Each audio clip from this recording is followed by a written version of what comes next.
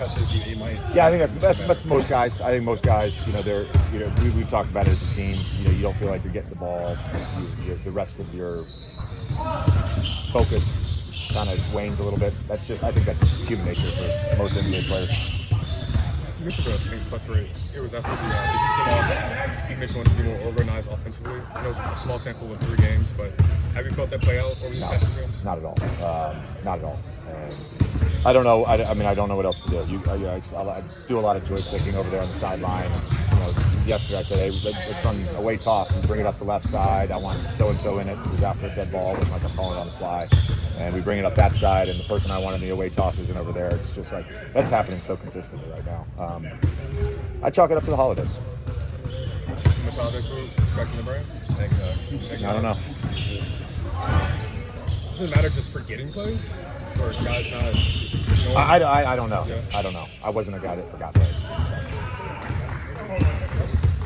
When it comes to Dalton, you mentioned you want to see him play hard, you want to get a chance to get some extended break there. What did you see from him from his stick yesterday?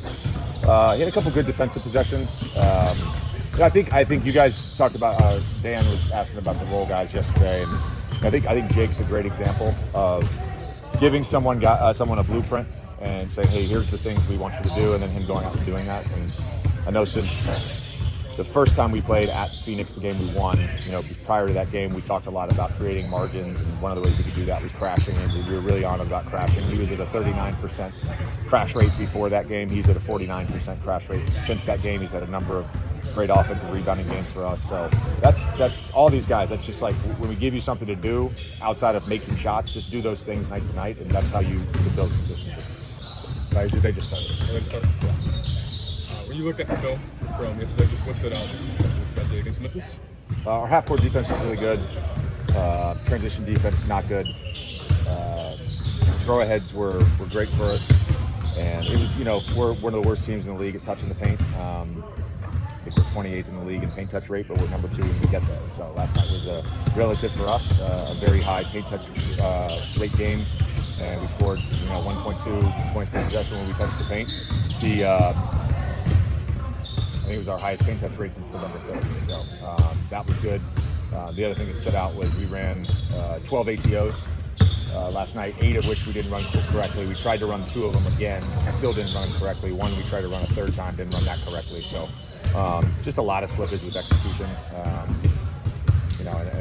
You should be able to transfer 30 seconds of time delay from the clipboard to another.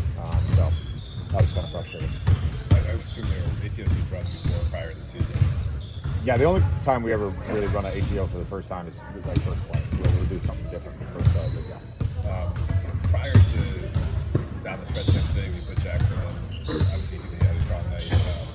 Gather didn't have the best game to close out the month of December. You've been a local supporter of him since he won the program. Where do you think his game's at right now? I think he's frustrated. Doesn't feel like he's getting the ball. There's some stuff I think we had to clean up versus the shock for him to just be more available. But I'd say it boils down to that. Who's that on? It's on everybody. We tried to run an ATO for him. That was one of the ATOs we didn't run correctly. There's opportunities for him to duck in at times, and he's not being active. There's opportunities for us to hit him when he does duck in. We're not hitting him.